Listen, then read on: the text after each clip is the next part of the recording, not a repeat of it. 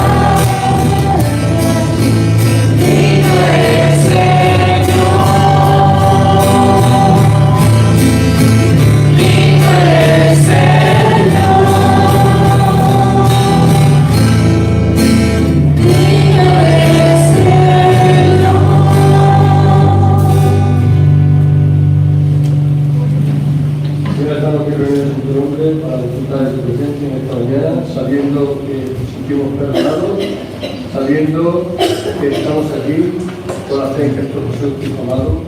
Gracias por el perdón de nuestros pecados, gracias por la sangre derramada, gracias por esta nueva vida que nos ha dado el amado Jesucristo.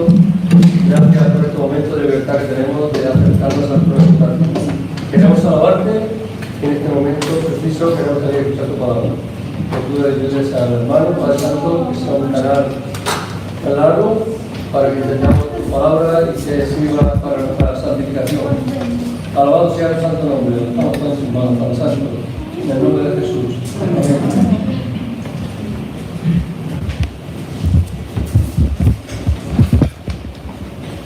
Bueno, hermano, me gustaría en esta mañana poder compartir un pasaje que se encuentra en Lucas capítulo 23.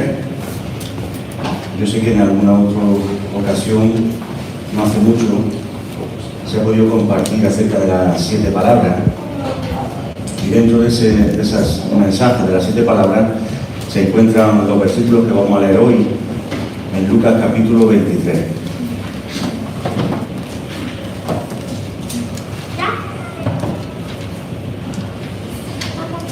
Yo cuando pienso en esta escena de la cruz, y más habiendo estado visualizando de una manera más cercana cada acontecimiento que sucede, y pienso en la situación en la que allí, cuando Jesús estaba colgado en la cruz, y había una gran multitud de personas injuriándole, burlándose de él. Incluso los que tenía al lado también estaban burlándose de él. Me imagino el aguante que tuvo que tener el Señor de mantenerse callado. Y no solamente de mantenerse callado, sino incluso de expresar aquellas palabras, ¿vale? Padre, perdónales porque no saben lo que hacen. Yo no sé si sería capaz, por un lado, de aguantar ese ataque continuo de todas esas personas sin reaccionar. No a lo mejor pienso sin reaccionar de una manera agresiva, o quizá venirme abajo por esa situación, ¿no?, de presión. Y yo cuando veo esto a mí me impacta. Pero quiero poner un vídeo, se me ha ido mi ayudante, no sé qué estará pensando hoy esta mañana, porque le he dado instrucciones precisas, me ha dicho que la ha entendido todo perfecto, pero se ha ido directamente de la mesa de manipulación del ordenador. Me gustaría, un momentito, poneros un vídeo que va a ser representativo del tema que quiero tratar con vosotros hoy. Ese vídeo, bueno, yo creo que se ve, más o menos. Ese vídeo, sí, tiene audio. Ese vídeo nos va a mostrar una realidad, de hecho está muy bien hecho, ¿vale? No lo enfocamos en la cámara para que no hacer publicidad, porque es un anuncio publicitario, pero realmente está muy bien hecho porque refleja lo que existe hoy día en la sociedad. Y es que la sociedad en la que vivimos es una sociedad con filtros. Y tenéis en Snapchat, tenéis TikTok y tenéis todas las cosas, la cantidad de filtros que hay. Y además van saliendo filtros nuevos, para que podamos añadirlo a nuestra propia imagen. Y yo lo que quiero hablarlo hoy en esta mañana es de quitar tus filtros. Quitar tus filtros y reconocer quién eres realmente y hacerlo delante del Señor. Porque no sirve nada delante de Dios mostrarnos con filtros, porque Dios es capaz de verte como eres. Pero sí es muy importante que tú mismo puedas presentarte a Dios siendo quien eres y reconociendo quién eres. Y esto lo vamos a ver en este pasaje esta mañana. Así que pon el vídeo un momento. Luego cuando llegue el precio, las zapatillas con cámara supramánica y las mallas aerocompresivas se convierten en un corredor, pero de toda la vida. Bueno, pues más móviles como este corredor. Hemos quitado todo lo que te interesa. Bueno, dura 20 segundos. Si quitamos la zapatilla quitamos las mallas electromecánicas, vamos a decir lo que ha dicho, y quitamos la gorra, y quitamos todas las cosas, al final es que se convierte en un corredor de toda la vida, ¿verdad? Y eso es lo que somos nosotros, en este tiempo en el que vivimos. Estamos rodeados de filtros, hemos puesto una serie de cosas, y al final, cuando quitamos todos esos adornos de nosotros, ¿qué es lo que nos queda? ¿Qué es lo que te va a quedar de ti? Y eso es lo que en la Biblia es muy importante que reconozcamos como personas y como seres humanos. ¿Qué es lo que somos realmente? Porque si tú vives tu vida simplemente una vida llena de filtros y de apariencia sin reconocer lo que eres, no vas a poder encontrar una solución a tu vida, a tu verdadero problema. Una vez le preguntó Jesús a sus discípulos en Mateo 16, capítulo 13, y allí el Señor les dijo: ¿quién dicen los hombres que es el Hijo del Hombre? Refiriéndose a él. Y en el versículo 15 le hizo otra pregunta: ¿y vosotros quién decís que soy yo? Y Jesús le estaba preguntando si ellos habían sido capaces de ver su esencia. Vamos a leer el texto del capítulo 23, los versículos 39 al 43. Dice allí el capítulo 23, versículo 39: y uno de los malhechores que estaban colgados le injuriaba, diciendo: si tú eres el Cristo, sálvate a ti mismo y a nosotros. Respondiendo el otro, le reprendió diciendo: ¿ni aún temes tú a Dios estando en la misma condenación? Nosotros a la verdad justamente padecemos porque recibimos lo que merecieron nuestros hechos, mas este ningún mal hizo. Y Jesús le dijo, y dijo a Jesús: acuérdate de mí cuando vengas en tu reino. Entonces Jesús le dijo: de cierto te digo que hoy estarás conmigo en el paraíso. Yo no sé si alguna vez te has preguntado o te has parado a pensar quién eres de verdad. Yo no sé si alguna vez te has parado a pensar que después de quitar todos esos adornos que has ido poniendo a lo largo de tu vida, te has preguntado si sabes quién eres. Y tampoco sé si alguna vez has llegado a preguntarte quién es Jesús para ti. Si has sido capaz de ver quién es Jesús. Y contestar esa pregunta conlleva el hecho de entender no solamente la esencia de quién es Jesús, sino de entender quién eres tú. Y con la ayuda de este pasaje que acabamos de leer, vamos a intentar que todos los que estamos aquí en esta mañana, los que nos están viendo también a través de las redes sociales, podamos llegar a contestarnos esta pregunta. Y en esta escena que hemos leído, esta escena que hablábamos al principio, terrible, no solo por la muerte de 3 hombres crucificados, sino por todo lo que la compone a su alrededor, la gran expectación que había levantado el momento de la crucifixión de ese Jesús, que hacía 3 años estaba revolucionando el país. Y allí se agolpó una serie de personas que quizás, no sé si sería lo normal, pero yo imagino que el Señor atrajo a muchas más personas de las que normalmente irían a ver a los crucificados. Y encontramos a una multitud que durante 3 años había estado viendo y había oído acerca de los milagros hechos por Jesús, que había sido alimentada literalmente y también espiritualmente por el Señor. Y ahora se encontraban allí para ver qué pasaría. Y sus discípulos habían huido. No había nadie allí. Bueno, había unas personas que ahora las mencionaremos. Pero sus discípulos, aquellos que habían estado 3 años con él, habían huido. No habían cumplido su palabra de estar con él hasta el final. Y seguramente algún discípulo, no de esos 12, pero sí estaba oculto en aquella multitud. Yo imagino que alguno estaría allí suponiendo esto por gracia a lo que nos dice luego en el capítulo 24, versículo 13 en adelante, acerca de aquellos discípulos de Emaús, que se habían ido ya después de pasar 3 días y sabían perfectamente lo que había sucedido y le contaban a Jesús que se había presentado con ellos. Es que tú no te has enterado de lo que ha pasado, que hemos estado viendo, y además no es que haya pasado, es que está enterrado. Y es que lleva ya 3 días enterrado.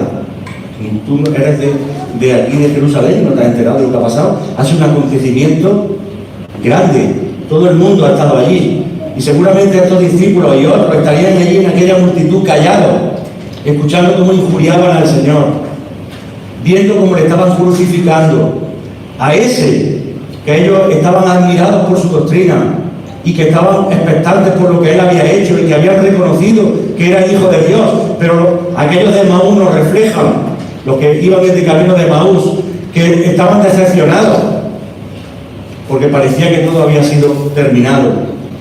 Y de los 12 estaba solamente Juan, y dice que estaba cerca, dice Juan 19:26, no estaba ni siquiera junto a la cruz. Dice 19:26 de Juan en el texto que Juan estaba allí cerca. Jesús pudo hablar con María y con Juan porque estaba allí cerca, pero no estaba justo a los pies de la cruz. A los pies de la cruz había unas mujeres. Solo estaban María, mujer de Cleofas.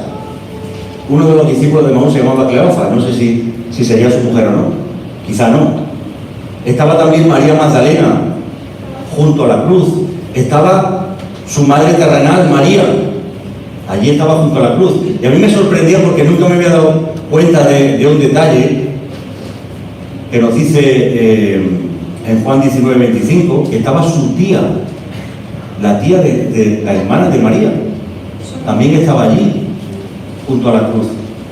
Y yo me imagino aquella escena, las tres cruces, y a los pies de la cruz, aquellos soldados repartiéndose como hienas, los cuatro trapos, cuatro cosas que podían tener de valor, repartiéndose, echando suerte entre ellas. Yo me imagino allí al centurión mirando la escena de sus propios soldados, mirando a la gente como injuriaba, la gente como salvaje, riéndose, si era el Hijo de Dios, los que pasaban meneaban la cabeza, injuriándole. Aquellos mismos que estaban crucificados injuriándole, y yo me imagino a su madre, su tía, sus mujeres que estaban allí queridas, aquellas que habían recibido aquellos beneficios del Señor, como María Magdalena,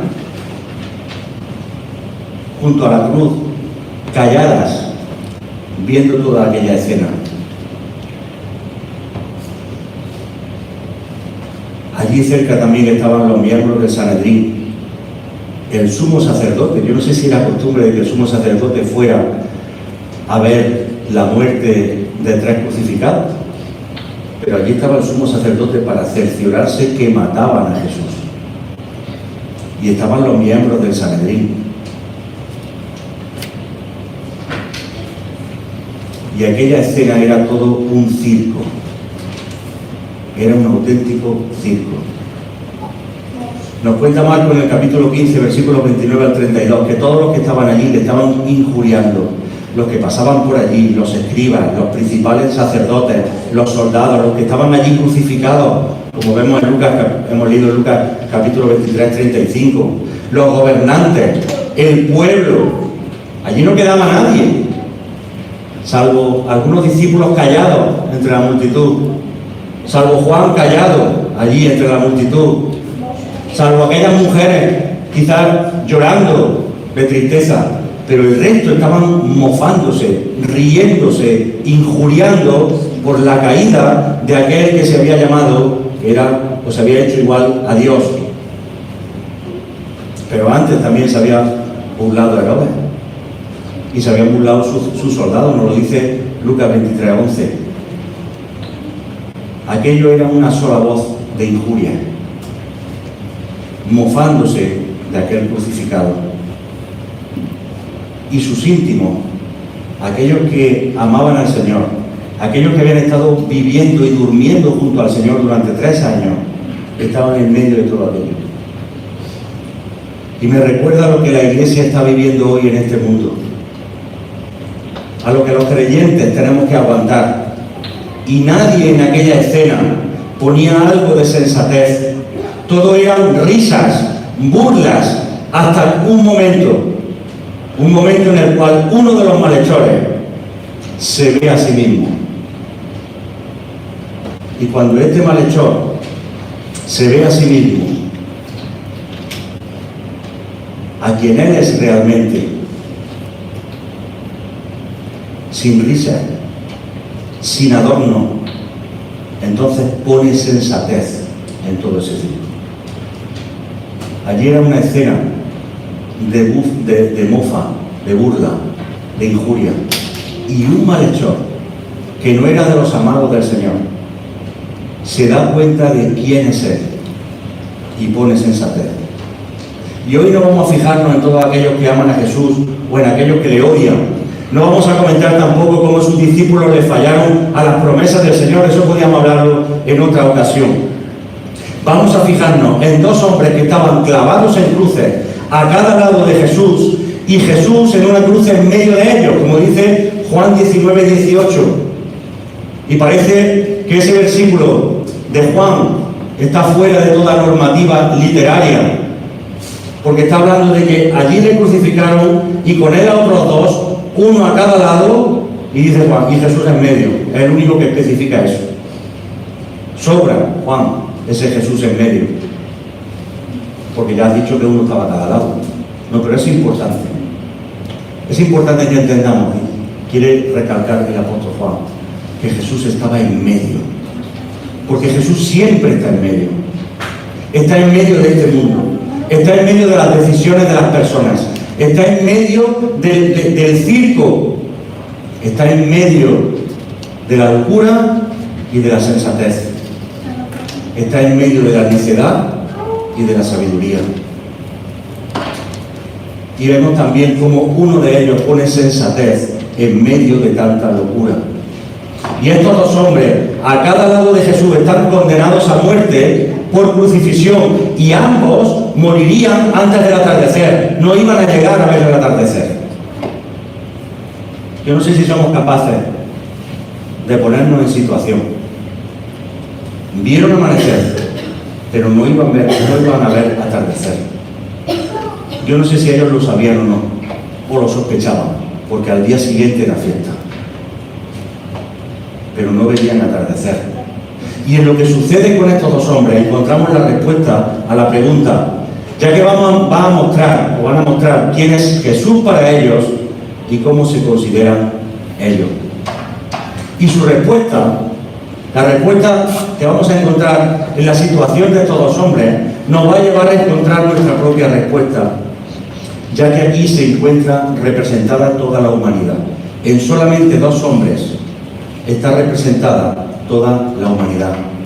Y después de contestarte tú mismo a la pregunta de quién es Jesús para ti, te tienes que contestar otra pregunta. ¿Qué vas a hacer ahora?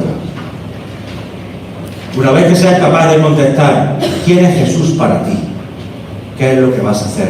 ¿Qué decisión vas a tomar? Y hemos leído los versículos 39 al 41, cuando uno de los malhechores que estaban allí colgados le estaba injuriando: si tú eres el Cristo, sálvate a ti mismo y a nosotros. Y el otro le responde: ni aún temes tú a Dios estando en la misma condenación. Nosotros a la verdad estamos pagando por lo que merecemos, pero este ningún mal hizo. Y aquí estamos viendo que estos dos hombres están representando a toda la humanidad. Cada persona en la tierra está representada aquí por estos dos hombres. Cada uno al lado de Jesús, todos en el mundo y todos los que estamos aquí en esta mañana, estamos representados en esta escena, en estos dos hombres. Y no porque seamos malhechores, sino porque al igual que todos nosotros, estos dos hombres eran pecadores. Y a lo mejor tú no eres igual que estos hombres que están colgados y no has hecho la misma obra, pero eres igual que ellos porque eres un pecador. Y la Biblia dice en Romanos capítulo 5, versículo 12: por tanto, como el pecado entró al mundo por un hombre y por el pecado la muerte, así también pasó a todos los hombres por cuanto todos pecaron. Y la Biblia es clara: no hay ningún hombre que no haya pecado. Estos dos delincuentes habían violado la ley de los hombres y eran culpables por ello, y así lo reconocen. Nosotros estamos pagando por lo que han hecho nuestros hechos. Hemos violado la ley de los hombres y el castigo era la crucifixión, y estamos pagando por ello. Pero también tenían un problema mucho más serio, porque ellos eran pecadores ante Dios. Y la Biblia lo deja claro en Romanos 3:23: por cuanto todos pecaron y están destituidos de la gloria de Dios. Por lo tanto, si eres un pecador, no estás apto para la gloria de Dios. estás destituido de la gloria de Dios, estás desechado de poder estar en la gloria de Dios. Y no hay pecados pequeños o grandes, como también han intentado a lo largo de la historia explicarnos. No te preocupes porque hay pequeños pecados, eso no pasa nada. La mentira, eso no pasa nada. El defraudar a alguien, eso no pasa nada. El defraudar a las instituciones, eso no pasa nada. Los pecados grandes sí. Hay pecados mucho mayores, como pueden ser el asesinato, como puede ser el robo, como puede ser el adulterio. Adán y Eva no cometieron ni robo, ni asesinato, ni adulterio. Simplemente desobedecieron. Desobedecieron lo que Dios dijo que tenían que hacer o que no tenían que hacer. Y ellos no hicieron caso a Dios. Por lo tanto, la desobediencia a Dios es pecado. Y algunas personas han cometido pecados externos, como por ejemplo asesinato, adulterio, robo, que mencionábamos antes, pero otros han cometido el pecado en sus corazones, como el odio, la lujuria, la codicia, y eso también es pecado, porque la Biblia prohíbe y Dios prohíbe esas cosas también. Otros han cometido pecado en sus corazones, uno ha cometido pecados externos, pero todo el mundo ha cometido pecado. Todos somos pecadores por naturaleza y por práctica. Y la Biblia dice en Romanos capítulo 3, versículos 10 y 12, que no hay justo ni aun uno. Y dice el versículo 12, todos se desviaron, a una se hicieron inútiles. Y estos dos hombres, que son pecadores condenados, representan a toda la raza humana de pecadores. Todos somos pecadores y todos estamos condenados por nuestros pecados. Y la Biblia dice en Hebreos capítulo 9, versículo 27, que está establecido para los hombres que mueran una sola vez, y después de esto, el juicio. Y esto es algo, todas estas cosas que os estoy leyendo de la Biblia, son cosas que son así, que no son discutibles. Eso es lo que dice el Señor, que está establecido para todos los hombres y las mujeres, que mueran una sola vez. Y lo vemos todos los días, ¿verdad? La primera parte la tenemos corroborada. ¿Quién puede decir que la muerte no existe? La primera parte del versículo está corroborada. ¿Por qué no va a ser verdad la segunda parte? Yo sé que llevamos ya bastantes preguntas. Quizá, no sé si alguien está apuntándolas, pero me gustaría hacer otra pregunta más. ¿Alguna vez has pensado en la muerte? Hemos preguntado si sabes quién es Jesús para ti, si sabes quién eres tú, qué decisión vas a tomar una vez que entiendas quién eres. Pero ahora me gustaría preguntarte, ¿alguna vez has pensado en la muerte? Estos dos ladrones, estos dos malhechores murieron cuando los soldados quebraron los huesos de sus piernas para acelerar su muerte y no llegaron a ver la puesta de sol. Posiblemente la muerte de estos dos no sería tampoco muy lamentada, ni nadie estuviera allí, que las personas que estaban presentes estuvieran llorando la muerte de aquellos dos. La muerte nos llega a todos.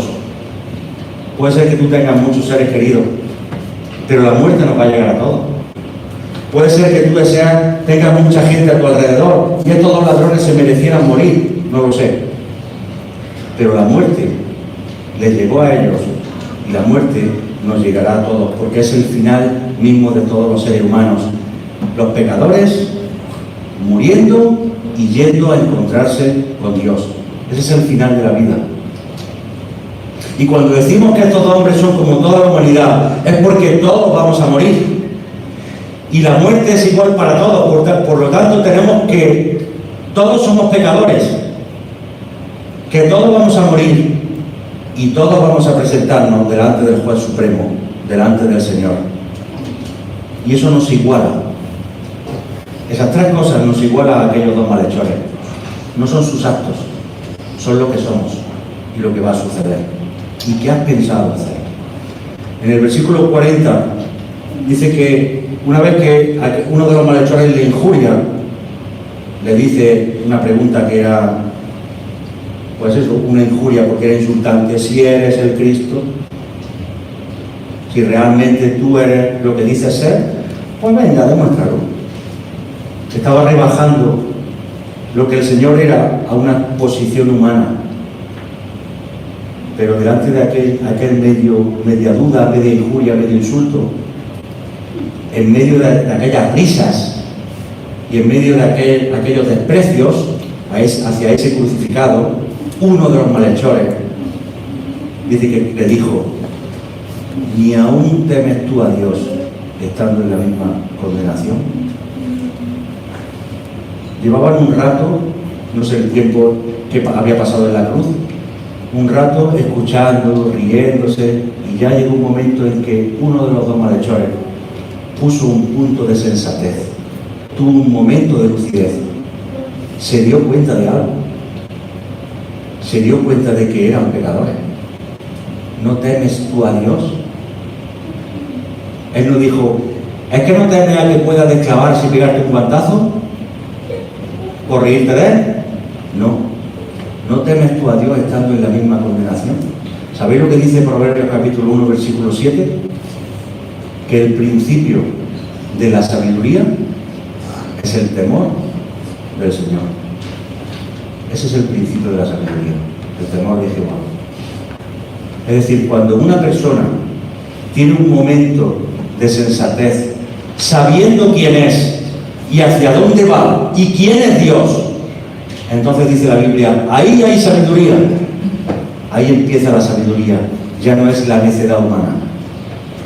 Y este hombre tiene un momento de sensatez. Se dio cuenta que los dos eran pecadores, porque le dice a su compañero: ¿es que no tienes tu temor de Dios? Porque yo sí lo tengo, le faltó decir. Yo sí lo tengo ahora mismo. Porque los dos somos pecadores, porque vamos a morir y porque nos vamos a presentar delante de Dios. ¿Y no tienes tu temor de eso? ¿No tienes temor de lo que va a suceder solamente en unas horas? ¿No te das cuenta que lo único que importa aquí no es reírse de este, sino que lo único que importa aquí es la eternidad? Que nos vamos a presentar delante de Dios y hay una eternidad en juego. Porque aunque fueran malhechores, conocían lo que había. Aunque su vida había sido una vida perdida y habían tomado unas decisiones en su vida como le había dado la gana. Pero en los momentos de sensatez, cuando quitas tu filtro, cuando quitas toda la apariencia que tú has creado alrededor de ti, y cuando piensas en ti mismo, sabes quién eres y sabes lo que eres. Y en aquel momento, uno de los dos malhechores tiene un atisbo de sensatez. ¿Qué les importa ahora? Cuando están colgados allí semidesnudos en aquellas cruces, sin dinero, sin nada en este mundo, ¿qué más nos importa? ¿Qué más le iba a importar a ellos? ¿Reírse? ¿Eso era tan valioso en aquella última hora?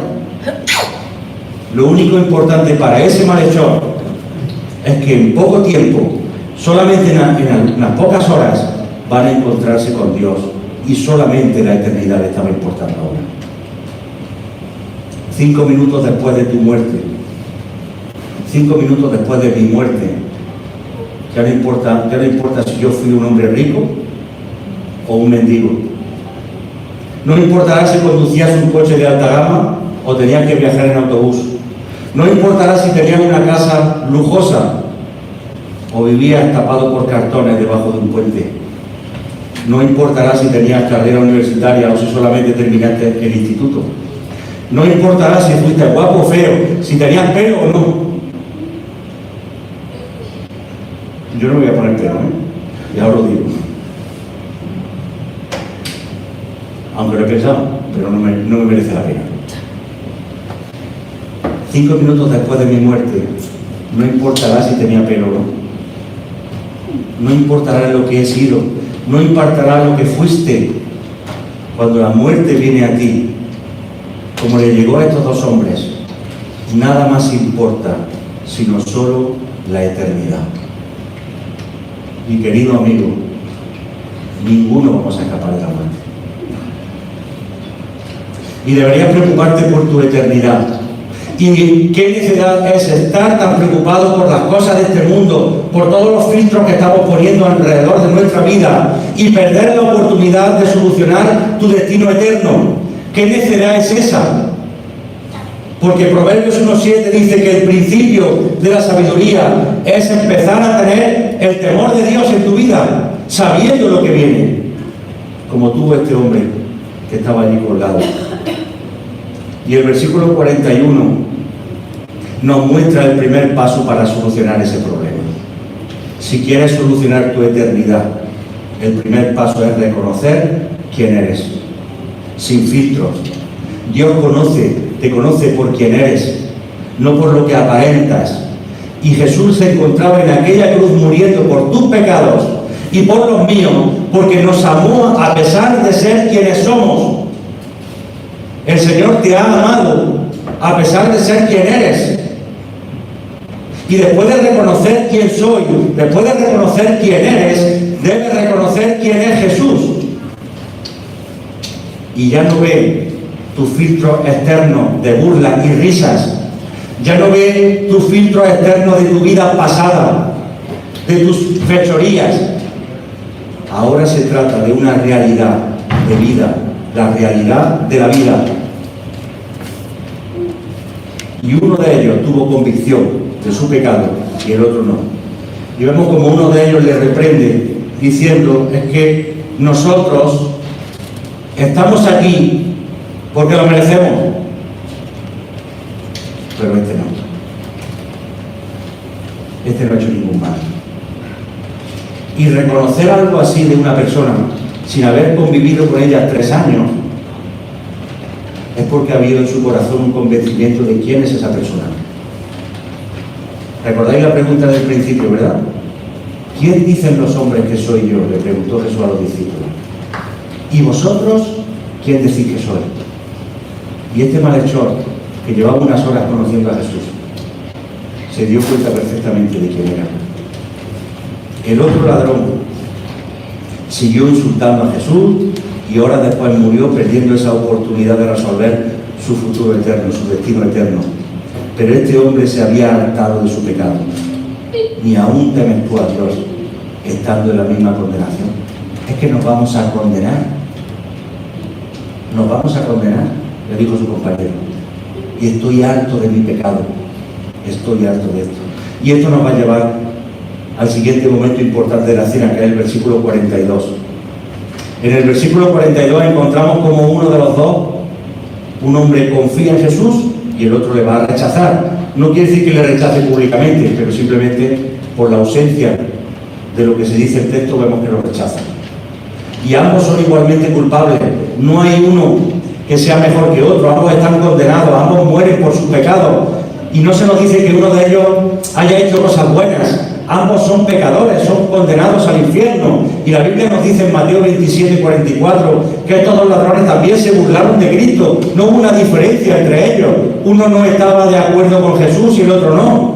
Se habían burlado ambos anteriormente. Eran pecadores endurecidos por su vida. No había diferencia entre ellos. Uno no era más bueno que el otro, ambos estaban perdidos. Pero este malhechor no va a depositar su confianza en Jesús porque se considera un hombre bueno, sino precisamente porque él ya sabe lo que es y sabe que no es un hombre bueno. Nosotros estamos aquí por lo que hemos hecho. No somos buenos. Hemos hecho cosas malas que además merecen este castigo. Merecemos estar condenados a muerte. Él sabe quién es. Pero en su pregunta vemos que también sabe que es un pecador. Y como pecador va a depositar su confianza en Jesús. Cuando Él le dice, acuérdate de mí. ¿Por qué a Jesús? Porque estoy pagando por mi hecho humano, pero sé que soy un pecador y necesito solucionar mi vida eterna. Y la Biblia dice en 1 Timoteo capítulo 1 versículo 15 que Cristo Jesús vino al mundo para salvar a los pecadores, porque, hermanos y amigos, solamente Cristo salva a los pecadores. Cristo salva a los pecadores. Él mismo iba a decir, yo no he venido a buscar a sanos, he venido a buscar a enfermos. Los sanos no necesitan de médico, los enfermos sí. Y si tú te consideras sano, el Señor no ha venido a salvarte a ti. Pero si te consideras pecador, el Señor ha venido a salvarte a ti. Este hombre reconoció que era pecador y por eso acudió a Cristo. Y Cristo era el único que podía salvarlo de esa paz del pecado. Y el haber visto quizás el comportamiento de Jesús en la cruz, cuando Él estaba orando por el perdón al Padre, Padre, perdónalos porque no saben lo que hacen, quizás pudo darse cuenta de la diferencia que había entre Jesús y Él. Él nunca habría hecho eso. Él no se había parado a perdonar a aquellos que le estaban crucificando. Él se había burlado de ellos, le había insultado, le había dicho otra cosa, pero no le habría perdonado. Por lo tanto, Jesús y Él no eran iguales. Pudo darse cuenta de esa diferencia. Y nos dice 1 Pedro 2, 21 al 25, pues para esto fuisteis llamados, dice Pedro, porque también Cristo padeció por nosotros, dejándonos ejemplo, para que sigáis sus pisadas, el cual no hizo pecado ni se halló engaño en su boca, quien cuando le maldecía no respondía con maldición, cuando padecía no amenazaba, sino que encomendaba la causa al que juzga justamente, quien llevó en él mismo nuestros pecados en su cuerpo sobre el madero, para que nosotros, estando muertos a los pecados, vivamos a la justicia, y por cuya herida fuisteis sanados, porque vosotros erais como ovejas descarriadas, pero ahora habéis vuelto al pastor y obispo de nuestra alma. Y en estas palabras que confirman lo que Jesús hizo, el comportamiento de Jesús que estamos viendo aquí en la cruz, también nos están diciendo a nosotros como creyentes cómo debe ser nuestro comportamiento en este mundo. Cuando recibimos injurias, burlas, menosprecio, daño, ¿cuál debe ser nuestro comportamiento? Cuando le maldecían, dice Pedro, Él no respondía con maldición, pues para esto fuisteis vosotros llamados, para padecer y para recibir el ejemplo del Señor cuando Él padeció. Y este malhechor vio lo que muchos de los que estamos aquí hemos visto. A través del amor mostrado por Jesús, hemos podido ver quién es Jesús realmente y cómo le amaba y le importaba. Y muchos de los que estamos aquí esta mañana hemos visto cómo el Señor nos ha amado. Y hemos visto al Señor realmente. Y vamos a celebrar el momento en el que el Señor pagó por nosotros, por nuestros pecados. Y esa es la muestra de amor que vimos un día para reconocer quién éramos y reconocer a Jesús. Reconocer que a pesar de ser pecadores, Jesús nos amó, Jesús te ama y le importas. Y aquel ladrón recurre con humildad y sin exigencias. A mí me gusta mucho esta frase. Yo no sé si habéis parado, me gusta mucho fijarme en los detalles de las palabras. Pero cuando le habla a Jesús no le dice, Señor, que te acuerdes de mí, que tengo que estar en tu reino. Acuérdate de mí cuando vengas en tu reino. Apúntame, Señor, en la lista, que yo quiero estar allí. Acuérdate de mí. No fue una exigencia. Él no pidió, expresó que si había posibilidad, pudiera solamente acordarse. No que le diera algo, sino que se acordara. Si hay posibilidad, cuando vengas en tu reino, porque vas a venir, es una certeza, eres el rey de Israel. Lo tenía colgado arriba, ¿verdad? Rey de los judíos. Y él pudo ver el cartel que había allí arriba, mirar a los sacerdotes cómo se reían, ver a la gente cómo le injuriaban, aquellos soldados rompiendo, vio a las mujeres que estaban allí, cómo miraban al Señor, y leyó el cartel y pensó, vas a venir en tu reino, eres el rey, acuérdate de mí cuando vengas en tu reino. Y él no muestra orgullo, porque todo el orgullo humano, mostrado también allí en toda aquella injuria, eso era la muestra del orgullo humano, quedó en nada. Porque el destino eterno del ser humano no se resuelve con orgullo. El destino eterno del ser humano se resuelve con amor y humildad, con reconocimiento y arrepentimiento. Y si este malhechor pudo verlo con solo una hora de contacto con el Señor, ¿por qué tú no puedes verlo? ¿Por qué tú no puedes ver que el destino eterno se resuelve con amor y humildad, arrepentimiento y reconocimiento del pecado? Pudo reconocer la realidad, ningún malicia. Y no se trataba de confiar en un hombre, sino de confiar en Dios. Y sabe en su corazón, por lo que ve y oye, que Jesús realmente era el Mesías, el Hijo de Dios, y solo le quedaba tomar una decisión.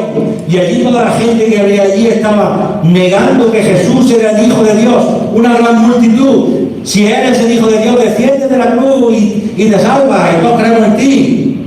Mira, está llamando a Elías. Y él, en vez de estar haciendo caso de una gran multitud, fue capaz de ver lo que Jesús era sin que Jesús hablara. Y solo le quedaba tomar una decisión: callarse. ¿Se puede haber callado? Como estaban callados los discípulos de Jesús, como estaba callado Juan. O pedirle a Cristo que le salve. Si has reconocido quién eres tú y quién es Jesús, ¿qué vas a hacer al respecto? Y en el versículo 43 encontramos a Jesús como la única esperanza. La única esperanza de aquel malhechor, pero la única esperanza de todos nosotros. Y recordando las palabras de Juan en el capítulo 19, versículo 18, donde habla que allí me crucificaron y con él a otros dos, una cada lado de Jesús en medio, Juan está visibilizando esa situación. Jesús es la única esperanza. La única esperanza que tienen estos dos hombres es que Jesús estaba allí con ellos. Era su salvavidas. Y estaba allí. Y si Jesús no hubiera sido crucificado en medio de ellos, aquellos dos hombres no tendrían esa esperanza. Pero Jesús estaba allí. Jesús estaba crucificado en medio de los dos. Lo tenían a un tiro de mano. Podían hablar con él. Y allí estaba, crucificado con ellos, su esperanza. Y qué palabras más contrapuestas, ¿verdad? Hablar de esperanza y hablar de crucifixión. Hablar de muerte y hablar de esperanza, de vida. Pero esa es la realidad. Porque gracias a la muerte de uno, tenemos posibilidad de vida a todos los demás. Gracias a la crucifixión de uno, el resto de humanidad tenemos esperanza. Y este hombre supo ver que su esperanza estaba allí. Acuérdate de mí cuando vengas en tu reino. Jesús en la cruz significa que la expiación ha sido hecha por el pecado. La paga por el pecado se estaba cumpliendo en aquel. La justicia de Dios que pedía por el pecado de toda la humanidad estaba siendo pagado en aquella cruz. Su única esperanza era Jesús, tu única esperanza es Jesús, mi única esperanza es Jesús. Isaías 53:6 nos dice que Jehová, Dios, cargó sobre él el pecado de todos nosotros. Por lo tanto, la única esperanza para estos dos pecadores es que Jesús estaba cargando sus pecados y podía redimirlos de la condenación eterna. Esa era su esperanza. Podía pagar el pago por la vida eterna. Eso es redimir. Cuando alguien paga tus deudas. Y Jesús estaba pagando las deudas de estos dos pecadores allí en la cruz. Y así es también con todos nosotros. El destino de estos dos malhechores era morir en la cruz y estar condenados por sus pecados. Si Cristo no hubiera estado ahí, no hubiera tenido la oportunidad de en esos últimos instantes recurrir al Señor y hablar con el Señor, ellos habían muerto y habían sido condenados por sus pecados. Lo mismo que pasa con cada uno de nosotros. Pero el destino de Jesús era morir en la cruz por amor a los pecadores para poder salvarnos de nuestros pecados. Nuestro destino era morir y estar condenados, pero el destino de Jesús era morir también en la cruz para que nosotros pudiéramos ser salvados. Y eso significa que a pesar de ser pecadores, Dios te ama. Dios nos ama y dio a su Hijo para llevar tu pecado y mi pecado, para llevar el pecado de todos nosotros, morir en nuestro lugar, para pagar por nuestros pecados y por nuestra desobediencia a Dios. Y ahí está Jesús en medio de ellos, mostrando que Él es accesible. Jesús está en medio. Podían hablar, no solamente con Jesús, sino con el otro que estaba más allá. Jesús está en medio. Dice Juan que estaban a cada lado y Jesús en medio, porque Jesús es accesible. Cualquier persona puede acceder a Jesús y encontrar la salvación. Él está disponible para salvarnos. Él bajó desde el cielo, se humilló a sí mismo, se hizo parte de la humanidad, murió en la cruz y está ahí para recibir a todos los que confían en Él. Y nos lo dice claramente Juan capítulo 3, versículo 16, cuando nos habla que de tal manera amó Dios al mundo que envió a su Hijo unigénito para que todo aquel que en Él crea no se pierda, sino que tenga vida eterna. Y no envió Dios al mundo a su Hijo para condenar al mundo, sino para que el mundo sea salvo por Él. El que en Él cree no es condenado, pero el que no cree ya ha sido condenado, porque no ha creído en el nombre del unigénito Hijo de Dios. Cualquiera puede venir a Jesús por fe y ser salvo por Él. Y cuando acudimos a Jesús, arrepentidos, con humildad, pidiendo perdón por nuestra desobediencia a Dios, encontramos palabras de perdón, encontramos palabras de seguridad, encontramos palabras de paz. Y eso fue lo que encontró el malhechor. No le dijo Jesús, tú has sido muy malo, tú has sido muy pecador. ¿O estáis riendo de mí? ¿Te has reído de mí hace una hora? ¿O hace media hora? ¿Y ahora vienes a preguntarme? ¿No te hubieras reído? ¿No? Eso lo decimos nosotros, ¿verdad? ¿Te has reído de mí? Ahora te aguantas. Ahora te has dado cuenta. ¡Ay! Es que eres el que me puede salvar. Ah, amigo. Pues no te hubieras reído hace media hora. Perdiste tu oportunidad. Esas palabras como nos gustan. Porque ahí nos sentimos poderosos. Ya ha pasado tu tren. Ahora soy yo el que viene a dejarte por el mango. ¿Te dijo eso Jesús? Cuando una persona va con humildad, arrepentido, pidiendo perdón, lo que encuentra son palabras de seguridad, de esperanza y de paz. De cierto te digo. Y esa expresión es una expresión muy judaica para decir, te lo aseguro, por Snoopy. Eso se decía hace años. Te lo aseguro por Snoopy. Es decir, está mostrando una palabra de seguridad total. Es una realidad. Acuérdate de cuando vengas, futuro. Yo mientras no sé dónde voy a estar, pero cuando tú vengas, a ver si te acuerdas. Y Jesús le dice, hoy, no cuando yo venga, y no me voy a estar acordando, hoy estarás conmigo en el paraíso. Hoy. Y eso, ¿sabéis lo que es esa palabra cuando el Señor dice hoy? Nosotros que estamos ya 2000 años después, sabemos que es una realidad comprobable, ¿verdad? Porque en ese hoy murieron. No llegó a terminar el día. Hoy estarás conmigo en el paraíso. En pocas horas lo vas a poder comprobar, lo dijo el malhechor. ¿Qué vas a hacer tú? Ahora que sabes que eres pecador y lo que Jesús ha hecho por ti. No tienes que saber mucho tampoco para ser salvo. Hay personas que piensan que tienen que aprenderse la Biblia para ser salvo. No es así. Solo tienes que reconocer quién eres y quién es Jesús.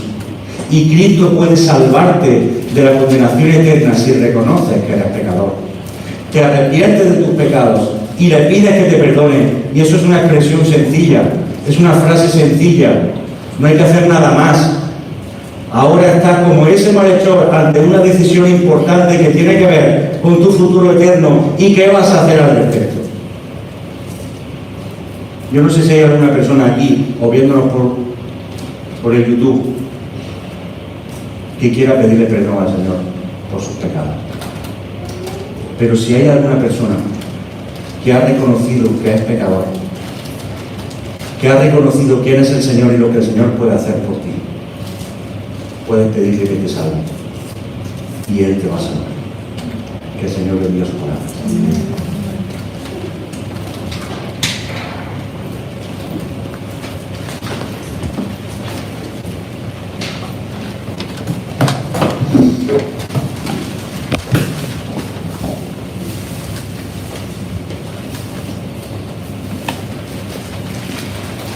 Gracias al Señor por su palabra. ¿Cuántos dicen amén?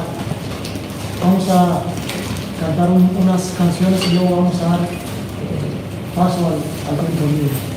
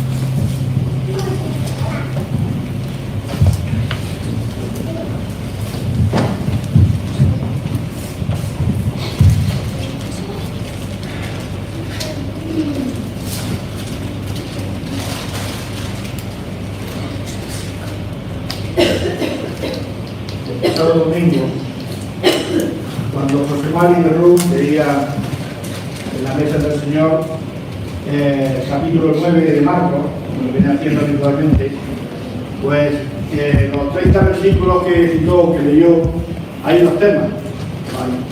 En nuestra Biblia. Y comentó solamente el segundo tema, de aquel enfermo ilópico, de aquel enfermo endemoniado, como dice en otro evangelio, o aquel que tenía el espíritu inmundo.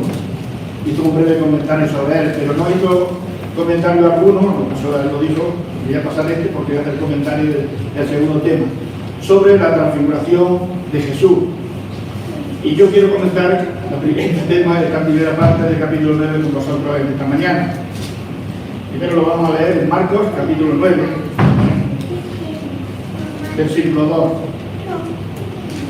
Dice que 6 días después, Jesús tomó a Pedro, a Jacobo y a Juan, y los llevó aparte, solo a un monte alto, y se transfiguró delante de ellos.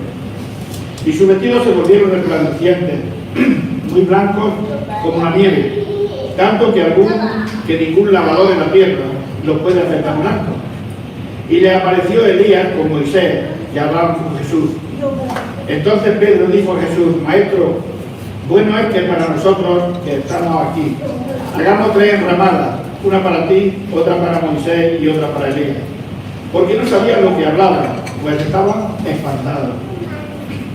Entonces vino una nube que le hizo sombra, y desde la nube una voz que decía: Este es mi hijo amado, a él oíd. Y luego, cuando miraron, no vieron más a nadie consigo sino a Jesús. Creo que esta escena que nos narran los 3 evangelistas, los 3 evangelios sinópticos, de la transfiguración de Jesús, es de una belleza incomparable, de una de las escenas más maravillosas que encontramos en el Nuevo Testamento. Porque más allá de la forma de siervo que había adoptado el Señor Jesús aquí en la tierra, lo que se nos da es una visión de su gloria celestial. Decía Ismael, mencionando aquella pregunta que hizo Jesús a su discípulo en Cesarea de Filipo, que 6 días habían pasado desde aquel incidente en el que Jesús preguntó a sus discípulos ¿quién dice la gente que soy yo? Y como siempre, el altavoz del grupo, el apóstol Pedro, el que siempre salía al frente en los momentos delicados, pues habla en nombre de los demás y confiesa: tú eres el Cristo, el Hijo de Dios viviente. Y los demás también aceptaron esa exposición de Pedro. 6 días después de Cesarea de Filipo. Pero fue también a partir de aquel momento, en Cesarea de Filipo, cuando Jesús comenzó a hablarles a ellos de sufrimiento, comenzó a hablarles de dolor, de muerte, que estaba a punto de emprender el viaje hacia Jerusalén, donde allí le esperaba la cruz. La cruz. Pero en aquel momento Jesús escoge a 3 de sus discípulos, los más íntimos para aquellos eventos importantes que siempre lo llevaba a su lado: Pedro, Juan y Santiago. Los lleva a un monte alto. El sol estaba a punto de ponerse y también reinaba en la cima del monte un silencio impresionante. Pero de repente una luz con un brillo resplandeciente lo rodea, y en ello, o entre esa nube, aparece una figura radiante y gloriosa, en la cual llegan a reconocer a su Señor. Aquel que hace unos días había comenzado a hablarles de humillación, de sufrimiento, de muerte, vemos aquí cómo se transforma gloriosamente delante de él. Aquel cuyo rostro y frente que iban a recibir golpes, que iba a ser coronado de espinas, ahora resplandece y brilla como el sol junto con su vestidura. Pero también en esa visión aparece Moisés y Elías, los cuales también reconocen los discípulos. Es difícil, ¿verdad? Pero es el Espíritu Santo el que actúa. ¿Cómo pueden reconocer a Moisés 1500 años antes de ellos? O a Elías casi 1000 años antes, ¿verdad? Pero el Espíritu Santo le hace reconocerlo a Moisés y Elías. Moisés, el que había dado la ley a su pueblo, a Israel, por orden de Dios, pero también aquel valiente y heroico Elías, que tantas dificultades había tenido con aquel rey Acaz, con aquella reina Jezabel y también con los 400 sacerdotes y profetas de Baal. Y es que el cielo y la tierra en aquel momento parecían encontrarse entre tres mortales, Pedro, Juan y Santiago, y que por unos momentos llegan a presenciar la gloria de Dios en medio de una nube. Pero también se oye una voz, esa voz que sale de aquella nube diciendo: este es mi Hijo amado en el cual me complazco. La misma voz que apareció también en el Jordán cuando Jesús fue bautizado por el Bautista y comenzaba su carrera mesiánica. Una escena radiante, maravillosa, que quedaría grabada para siempre en el corazón de Juan para toda su vida, el cual dejó constancia de ello cuando escribe su Evangelio, y en el capítulo 1, en el prólogo del mismo, versículo 14, confiesa, dice, testifica: vimos su gloria, gloria como del unigénito del Padre, lleno de gracia y de verdad. Pero también, como una antorcha que ilumina el lugar oscuro, también está en el corazón del apóstol Pedro, en el viejo corazón del apóstol Pedro, lo cual le daba seguridad, daba esperanza, y que dejó también reflejada en su segunda carta, capítulo 1, versículo 16. Dice así: porque no hemos dado a conocer el poder y la venida de nuestro Señor Jesucristo, siguiendo fábulas artificiales, sino como habiendo visto por nuestros propios ojos su majestad. Quizás ninguno de nosotros hayamos tenido la oportunidad, como tuvieron estos tres discípulos, de ver en algún momento de nuestra vida como creyentes la gloria de Dios, algún atisbo de esa gloria. Pero puede, hermanos y hermanas, que en algún momento especial, cuando hemos oído la palabra de Dios, cuando hemos orado solos en nuestra habitación, cuando hemos leído algún texto de la Escritura en algún momento, en nuestra soledad, nos haya embargado de manera especial y emocionada algunos de esos momentos, y hayamos percibido algún atisbo de esa gloria, y haya quedado también reflejada en nuestro corazón para siempre, como ocurrió en Pedro y en Juan. Y es que no podemos olvidar que el cielo también ha bajado hasta nosotros. Hemos escuchado su voz, la voz de nuestro Cristo, de nuestro Salvador. Hemos creído en Él y estamos en comunión permanente con su Santo Espíritu. Porque Él es que nos guía, pero también es que nos alumbra en los laberintos también de esta vida, que a veces son difíciles, sin olvidar que un día también veremos de cerca su paz gloriosa y radiante en el cielo. Y esta es la esperanza, hermanos y hermanas, que nos mueve como creyentes aquí en esta tierra, porque vivimos por fe, no por vista, y tenemos el consuelo de su palabra y de sus promesas. Y aunque andemos por valles de sombras de muerte, el momento difícil de esta vida, Él está con nosotros, Y es que hemos conocido a un Salvador como Dios, pero que también se levantó de entre los muertos y nos espera en los cielos. Y Él nos ha asegurado, como esa palabra que hemos repetido muchas veces: porque yo vivo, vosotros también viviréis. Y a donde yo estoy, vosotros también estaréis. Y confiamos en Él, confiamos en esas promesas que nos ha dado, confiamos en su palabra, porque es también nuestro Cristo glorioso y radiante. Amén. Podemos cantar.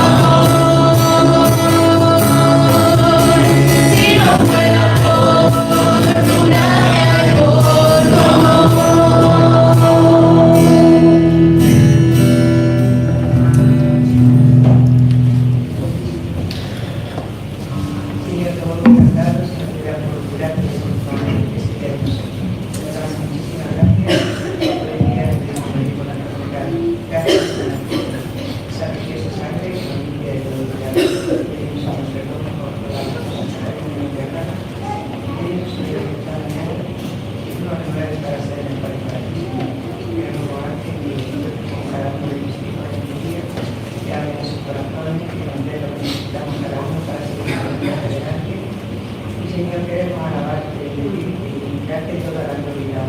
Porque de verdad, Señor, que por la mente que tenemos como un Dios tan grande, y eso como ir con nosotros, Señor. Gracias por la vida de nuestro pecado. Gracias por estar de nosotros, Señor.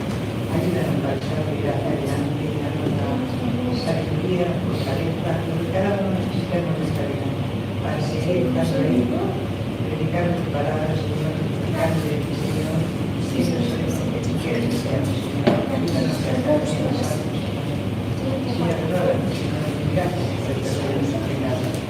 Damos gracias por todo, en nombre de Dios. Amén. Podemos cantar Tierra bendita y divina.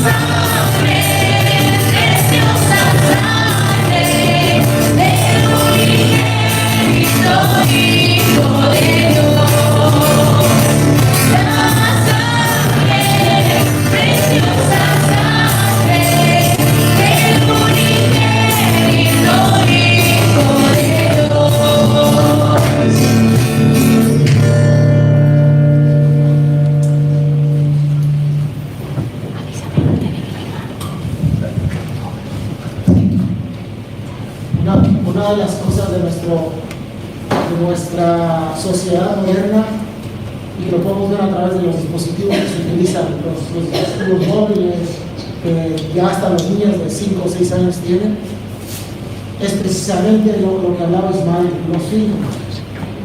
Yo no sé si todos conocemos qué son los filtros. Yo escasamente sé lo que son los filtros, pero yo he conocido personas con los filtros de los móviles, se toman una foto y son unas fotos impresionantes, perfectas. Y cuando yo les veo en la vida real, es que no les conozco. Entonces, yo hablaba con una persona y decía, pero esta quién es, dice, y hablaba con Ana, dice, ¿usted es fulanita? Dice, digo, pero de verdad, digo, no, es que sí es, pero porque le retocan en la nariz y porque estamos acostumbrándonos a utilizar tanto los filtros que ya hay una adicción a ello, los psicólogos y estas personas ya pueden dar fe de ello, que ya es una adicción, ya la gente no puede vivir sin ello. Otra de las cosas que pasan son el tema cirugía plástica. No estamos contentos como estamos y bueno, un retoque en la nariz, la tengo muy ancha, soy más moreno, quiero ser más blanco, los blancos quieren ser morenos, los de cabello rizado quieren ser... no está mal eso, o sea, entiéndame que no está mal, pero creo que como hablaba Ismael el día de hoy, ¿quiénes somos realmente? ¿Sabes? Y ya refiriéndonos a nosotros como personas en el ámbito espiritual, muchas veces nos acostumbramos y empezamos a tener ciertos filtros en nuestra vida, cierta liturgia con lo que hacemos, ciertas palabras que utilizamos en el léxico cristiano, de tal manera que pensamos que cuando vamos incluso a orar, cambiamos nuestro tono de voz, o cuando vamos a hacer algo que se escuche más espiritual, ¿no? Queremos hasta cambiar el acento en la voz para que se escuche.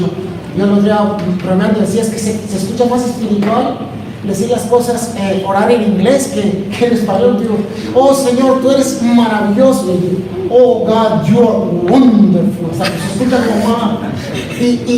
Y se escucha curioso, pero parece el filtro que nos empezamos a poner. El servicio al Señor es algo que debemos buscar siempre, pero a veces se convierten en filtros que si en un cierto momento nos quitásemos, nos preguntamos a nosotros mismos, ¿qué pasaría si nos quitas? ¿Qué pasaría si el día de mañana ya no pudieras cantar?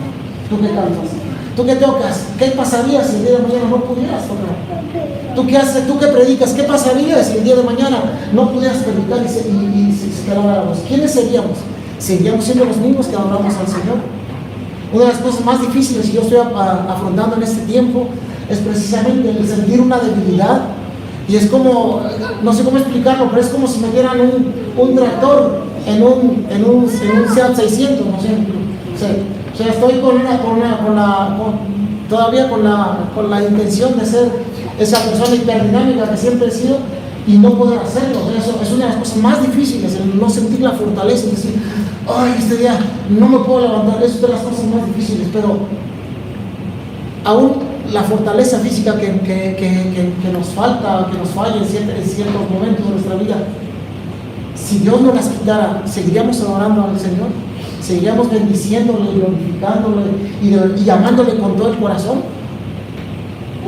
Yo creo que esta palabra que hemos escuchado hoy nos debería llevar a reflexionar en quiénes somos nosotros en el Señor.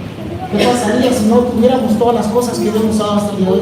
¿Qué pasaría si el día de mañana nos quitan este local? ¿Qué pasaría si el día de mañana ya no se puede predicar? Está muy pronto, estamos a un paso de tener esa persecución. ¿Qué pasaría? ¿Quiénes seríamos? Un día cuenta que un hombre entró en América del Sur, entró un hombre con un arma de alto calibre, entró a una iglesia y empezó a apuntarles a todos. No, a ver todos los cristianos, yo quiero aquí, ¿quiénes son cristianos? No, todos son cristianos, no, yo solamente venía a escucharlo. A mí me invitaron y empezó la gente, pues todo el que no sea cristiano, que se salga de aquí. Y en uno se quedaron unos cuantos, y entonces ya cuando se acercó a ellos, con el arma apuntando, dice, ¿tú eres cristiano? Pues no, mira, mejor, al final se quedaron unos cuantos dentro de la iglesia. Y dice, bueno, pues es que yo he escuchado el mensaje del Evangelio, y venía buscando los que de verdad fueran cristianos para que me predicaran. Y suena chistoso, pero es una historia verídica. ¿Qué pasa? O sea, ¿qué pasaría si alguien nos estuviera apuntando con un arma? ¿Tú eres de verdad cristiano? Allí es donde muchas veces se confrontaría nuestra fe. Ya no hay momentos en donde estamos en un ambiente cristiano. Y yo creo que es esta palabra que nos lleve a reflexionar lo que somos en el Señor. ¿Quiénes somos? Somos sus hijos, somos sus amados, ha dado su vida por nosotros, pero somos pecadores. Fuera de ello, mereceríamos la muerte.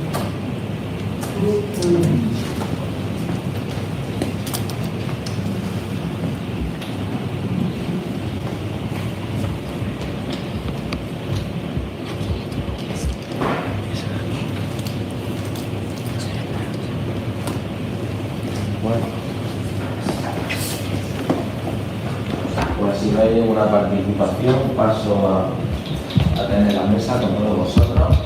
Y hoy la lectura que tenemos es la del Evangelio de Marcos, para variar, ¿no? Que vamos a hacer una lectura pequeña, vamos a leer el capítulo 10, así que nos vamos a Marcos capítulo 10.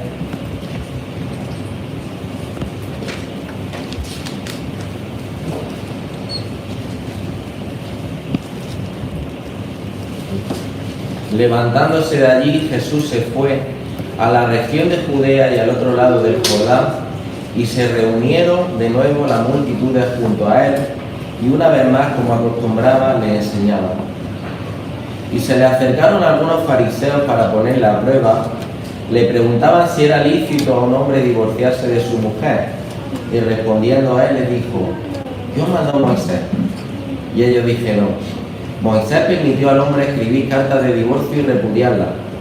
Pero Jesús les dijo: por la dureza de vuestro corazón os escribió este mandamiento, pero desde el principio de la creación Dios lo hizo varón y hembra. Por esta razón el hombre dejará a su padre y a su madre, y los dos serán una sola carne. Por consiguiente, ya no son dos, sino una sola carne. Por tanto, lo que Dios ha unido, ningún hombre lo separe.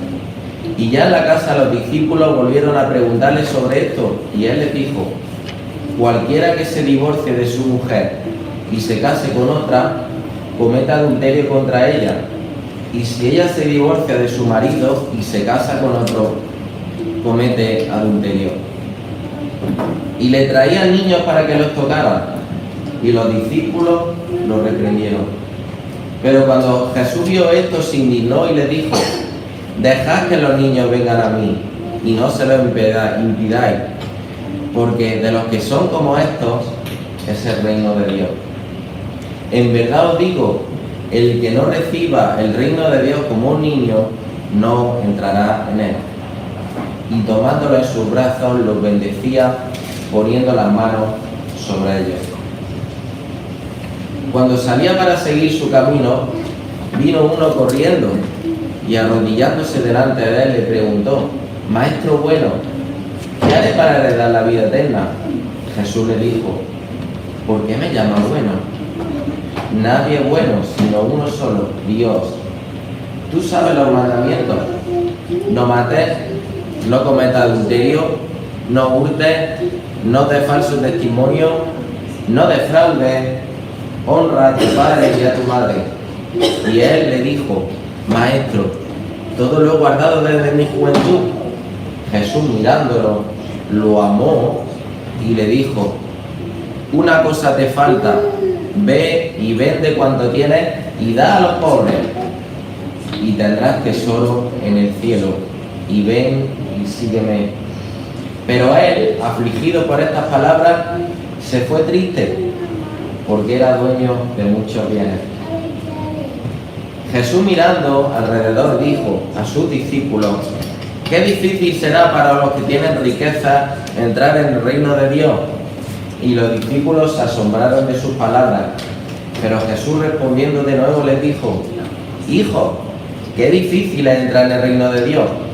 Es más fácil que un camello pase por el ojo de una aguja que el que un rico entre en el reino de Dios. Ellos se asombraron aún más, diciendo entre sí: ¿y quién podrá salvarse? Mirándolo, Jesús dijo: para los hombres es imposible, pero no para Dios, porque todas las cosas son posibles para Dios. Entonces Pedro comenzó a decirle: he aquí, nosotros lo hemos dejado todo y te hemos seguido.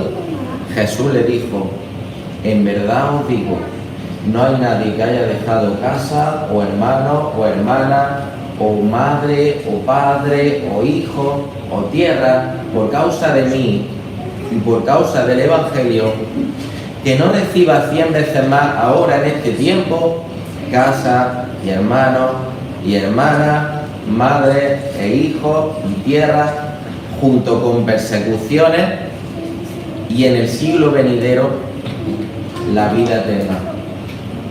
Pero muchos primeros serán últimos, y los últimos primero. E iban por el camino subiendo a Jerusalén y Jesús iba delante de ellos y estaban perplejos. Y los que le seguían tenían miedo y tomando aparte de nuevo a los 12 comenzó a decirles lo que iba a suceder. He aquí subimos a Jerusalén y el Hijo será entregado a los principales sacerdotes y a los escribas y le condenarán a muerte y le entregarán a los gentiles y se burlarán de él y le escupirán, le azotarán y le matarán y 3 días después resucitará. Y se le acercaron Jacobo y Juan, los 2 hijos de Zebedeo, diciendo: Maestro, queremos que por nosotros hagas lo que pidamos. Y él le dijo: ¿qué queréis que haga por vosotros? Ellos le dijeron: concédenos que en tu gloria nos sentemos uno a tu derecha y el otro a tu izquierda. Pero Jesús le dijo: no sabéis lo que pedís. ¿Podéis beber la copa que yo bebo o ser bautizados con el bautismo con que yo soy bautizado? Y ellos le dijeron: podemos. Y Jesús le dijo: la copa que yo bebo beberéis y seréis bautizados con el bautismo con que yo soy bautizado. Pero el que os sentéis a mi derecha o a mi izquierda no es mío el concederlo, sino que es para quienes ha sido preparado. Al oír de esto, los 10 comenzaron a indignarse contra Jacobo y Juan, y llamándolos juntos así, Jesús les dijo: ¿sabéis que los que son reconocidos como gobernantes de los gentiles se enseñorean de ellos y que sus grandes ejercen autoridad sobre ellos? Pero entre vosotros no es así, sino que cualquiera de vosotros que desee llegar a ser grande será vuestro servidor, y cualquiera de vosotros que desee ser el primero será siervo de todos, porque ni aun el Hijo del Hombre vino para ser servido, sino para servir y dar su vida en rescate por muchos. Entonces llegaron a Jericó, y cuando salía de Jericó con sus discípulos una gran multitud, un mendigo ciego llamado Bartimeo, el hijo de Timeo, estaba sentado junto al camino, y cuando oyó que era Jesús el Nazareno, comenzó a gritar y a decir: Jesús, hijo de David, ten misericordia de mí. Y muchos lo reprendían para que se callara, pero él gritaba mucho más: Hijo de David, ten misericordia de mí. Y Jesús se detuvo y dijo: llamadle.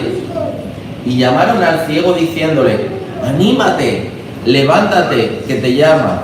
Y arrojando su manto, se levantó de un salto y fue a Jesús, y dirigiéndose a él, Jesús le dijo: ¿qué deseas que haga por ti? Y el ciego le respondió: Raboni, que recobre la vista. Y Jesús le dijo: vete, tu fe te ha sanado. Y al instante recobró la vista y le seguía por el camino. Hace una lectura amplia, ¿verdad? Y ahora pensáis que voy a cerrar, que no voy a decir nada, pero voy a decir algo brevemente como resumen de este capítulo 10. He captado una idea central de este capítulo 10, y es que seguir a Jesús incluye ciertos cambios de paradigma. En primer lugar, nos hemos encontrado que el seguir a Jesús incluye un cambio de paradigma con respecto a nuestras relaciones. Le estaban preguntando a Jesús acerca del divorcio, y creo que la mayor parte de los que estamos aquí sabemos que había varias escuelas de rabinos, y había una escuela de rabinos que decía que los hombres podían divorciarse de su mujer incluso si no les gustaba cómo cocinaba. Y aquí lo que Jesús está enseñando, entre otras cosas, es que no debemos de tomar a los demás como, no debemos de materializar a los demás, no debemos de tomar a los demás como personas que actúan a nuestro beneficio, y por ende esto se aplica al matrimonio. Lo que Dios ha unido no lo separe el ser humano. Porque en ocasiones, a día de hoy, ya sabemos que a veces los matrimonios se rompen. ¿Por qué? Por egoísmo, porque la otra persona no me vale, ahora no me sirve, ahora no me da lo que yo quiero. Pero no es así en el reino de los cielos. Así que el ser seguidor de Cristo incluye un nuevo paradigma en cuanto a cómo vemos nuestras relaciones con otros, pero también una visión diferente sobre las personas. Y aquí aquí vemos cómo Marcos nos contrasta a los niños, que eran personas que digamos que no tenían mucho crédito cuando decían algo, y solamente cuando ya uno era mayor era cuando ya tenía algún valor para la sociedad. Y vemos por otro lado el rico, la persona rica, la que siempre se ha visto favorecida. ¿Y quién es el que hereda la salvación? Los niños, ¿no? Aquí lo menciona. Los que son como niños, estos heredarán el reino de Dios. Sin embargo, Jesús dice que los ricos son aquellos que les es más difícil ¿el qué? Heredar el reino de los cielos. Pero es por su riqueza, no, sino porque son personas más autosuficientes, ¿no? Y entonces, en multitud de ocasiones, son personas que menos van a buscar ayuda y menos van a sentir que necesitan la misericordia de Dios. Así que nosotros muchas veces establecemos juicios que en ocasiones son clasistas, pero lo que aquí el Evangelio de Marcos nos está enseñando es que esos juicios no son certeros. Pero aparte de eso también podemos ver que el seguir a Cristo, el andar en el reino, implica una visión diferente sobre ¿qué? Sobre la autoridad. Llama bastante la atención el que Jesús le esté hablando del sufrimiento que le tocaba pasar, del sufrimiento que hoy hemos recordado en el mensaje de Ismael, de la crucifixión. Y ellos después de escuchar eso, se plantean el dilema de qué, de quién va a ser más protagonista cuando Jesús venga, ¿no? Uno quiere estar a su derecha, otro quiere estar a su izquierda. La verdad que esto nunca pasa en la iglesia, ¿verdad? Nunca la gente busca protagonismo ni nada, ¿no? Pero realmente lo que aquí nos enseña es que aquellos que seguimos al Señor somos aquellos que estamos identificados con el sufrimiento de Cristo. Y la autoridad, aunque resulte contradictorio, se gana ¿por qué? Se gana por el servicio. Y aquí tenemos el ejemplo de Cristo que nos dice que no vino, y fijaos el énfasis, no vino para ser servido, sino para servir y dar su vida en rescate por muchos. Pero también el seguir a Cristo, y de esto también se habla hoy, implica una visión diferente de ¿qué? De quiénes somos. Y aquí nos encontramos en la sección final a un ciego que lo que hace es pedir misericordia. Aquellos que no se encuentran necesitados de la misericordia de Dios no son los que heredan el reino de Dios, no son los que encuentran la salvación. Así que tenemos que tener una visión acertada de quiénes somos. Y realmente somos pobres, ciegos y desnudos que necesitan la misericordia de Dios para obtener su salvación y para obtener sus bendiciones. Así que como conclusión final y tras haber visto estos cambios de visión, mi pregunta que te hago es la siguiente: ¿de cuál de estas visiones careces? ¿Estás dispuesto a renunciar a alguna de estas cosas para seguir a Jesús? ¿Estás dispuesta a renunciar a estas cosas de mi yo para seguir a Cristo? Que el Señor bendiga esta porción de su palabra y que nos sirva como reflexión ahora al tomar de los símbolos. Le voy a pedir, por tanto, a Javier que ore antes de partir el pan. Bendito Dios, te damos gracias porque tú has permitido que estemos aquí reunidos, Señor, para reflexionar, para escuchar esta porción de tu palabra. Señor, te pedimos que bendiga estos símbolos, Señor, y que nos permita, Señor, que reflexionemos, Señor, cada vez que tomamos de ellos, Señor, sobre el costo que tuvo que tú pasaste, Señor, en aquella cruz. Lo pedimos en el nombre de Jesús. Amén.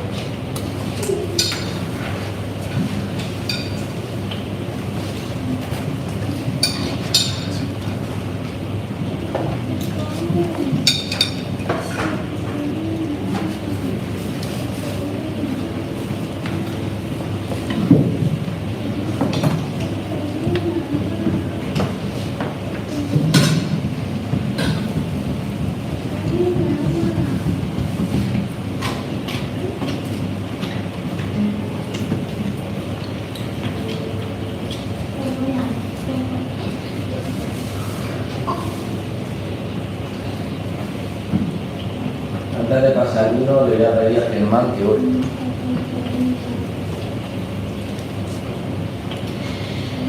Salmo 101:6. Mis ojos pondré en los fieles de la tierra para que estén conmigo, y el que ande en el camino de la perfección, este me servirá. De igual manera, aquí vemos cómo nuestro Padre habla como Él, que sigue mi camino para que para que me sirvas, y con Él dirás lo bueno que es mi reino. Padre, hoy estamos conmemorando el sacrificio que tú hiciste por nosotros, por el amor que nos tienes, que es en la cruz, a través de derramar la sangre que se representa en el vino que hoy vamos a tomar. Por lo tanto, la recibimos con todo gusto, mi Dios. Gracias, Padre, por darnos esa oportunidad de compartirlo con los hermanos de la iglesia. Amén.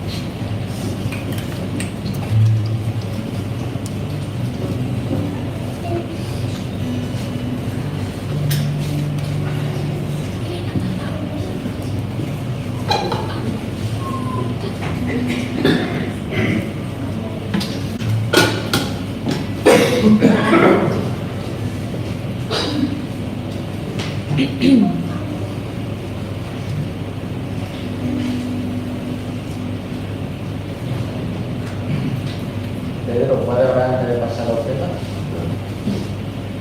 Padre, Señor, te bendigo, te damos gracias por tu abundancia carnal, Padre Dios, y que se ha generado contigo más que con la división. Que si no fuera posible, la cadencia de Dios. Guárdanos y líbranos de todas las cosas malas, para que estemos siempre contigo, que no nos vayamos ni a la derecha ni a la izquierda, que eres contigo.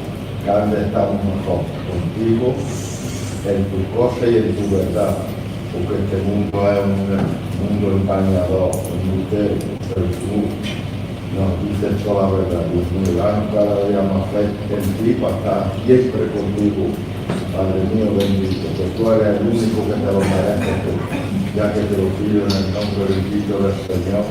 Amén. Amén.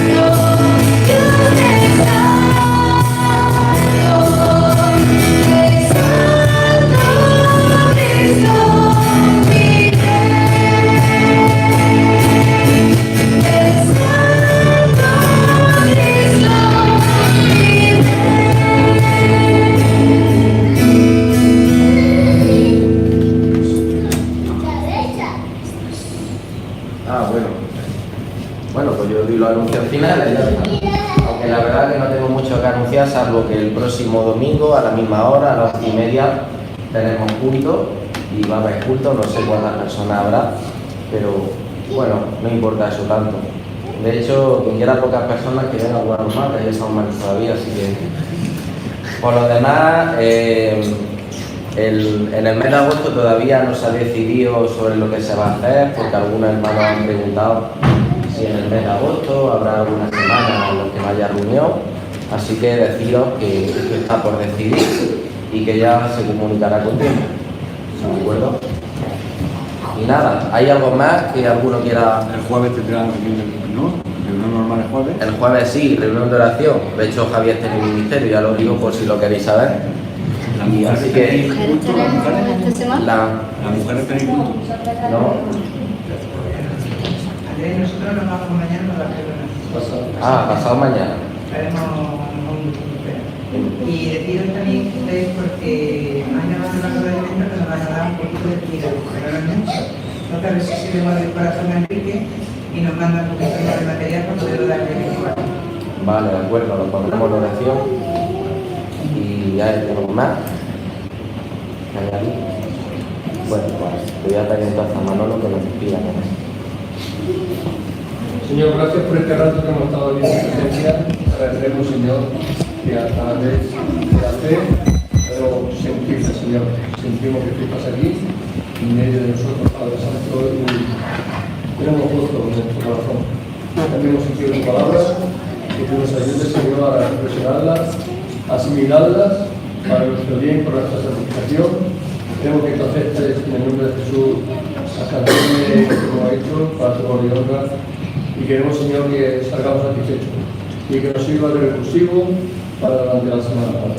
Cada uno estaremos en nuestro lugar, cada uno tendremos nuestros problemas, nuestras tribulaciones, nuestras preocupaciones, y lo dejamos todo en tu mano, Padre Santo. Tenemos una cosa en común, que tú eres nuestro Dios, nuestra fortaleza, nuestro amparo y nuestra luz, Padre. Y en tu mano lo ponemos todo.